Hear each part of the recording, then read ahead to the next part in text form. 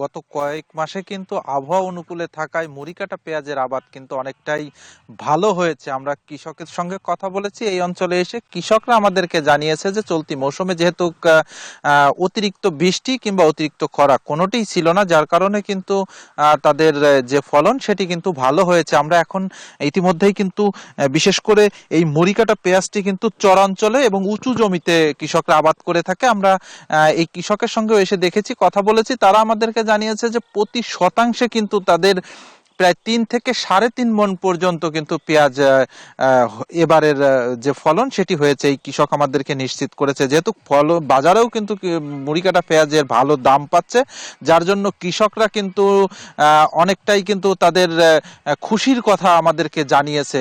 বিগত বছরগুলোতে আসলে পেঁয়াজের যে দাম এবং উৎপাদন খরচ সেটির কারণে কিন্তু অনেকটাই ক্ষতিগ্রস্ত হতো, তবে এখন অবধি কিন্তু কৃষকরা তাদের খুশির কথাই বলেছে, কারণ এবারের যে উৎপাদন খরচ অর্থাৎ গুটি পেঁয়াজের দাম কম ছিল, যার কারণে কিন্তু তাদের উৎপাদন খরচ আগের থেকে অনেকটাই কমেছিল।